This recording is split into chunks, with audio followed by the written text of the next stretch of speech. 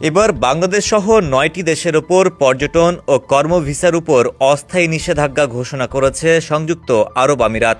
২০২৬ সালের জানুয়ারি থেকে কার্যকর হবে এই নির্দেশনা। দেশটির অভিবাসন বিজ্ঞপ্তি অনুযায়ী নিষেধাজ্ঞার আওতায় থাকা দেশগুলো হল Afghanistan, Libya, Yemen, Somalia, Lebanon, Bangladesh, Cameroon, Sudan এবং উগান্ডা। বান্ডেল থাকলে প্রতি সেনমানিতে টাকা বাঁচবে। বিকাশ সেনমানি বান্ডেল কিনে জিতুন প্রতি লেনদেনে।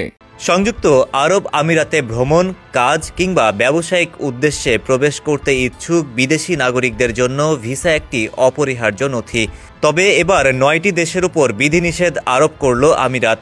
এই বিধিনিষেধের অর্থ হল পরবর্তী নির্দেশ না দেওয়া পর্যন্ত এই দেশগুলোর নাগরিকরা শ্রমিক, পর্যটক এবং ব্যবসায়িক উদ্দেশ্যে সংযুক্ত আরব আমিরাতের ভিসার জন্য আবেদন করতে পারবেন না। কেন এসব দেশের নাগরিকের উপর ভিসা নিষিদ্ধ করা হয়েছে তা নিয়ে আরব আমিরাত সরকার আনুষ্ঠানিকভাবে বিস্তারিত কারণ জানায়নি।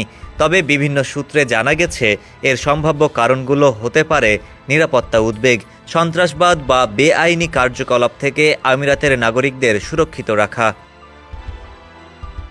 এই নিষেধাজ্ঞা সাময়িক বলে মনে করা হচ্ছে এবং আরব আমিরাতের নিরাপত্তা ও স্বাস্থ্য মূল্যায়নের ওপর নির্ভর করে তা পর্যালোচনা করা হবে। তবে যারা বৈধ ভিসা নিয়ে এরই মধ্যে আমিরাতে বসবাস করছেন তারা এই নিষেধাজ্ঞার আওতায় পড়ছেন না। ডেস্ক রিপোর্ট, সমকাল।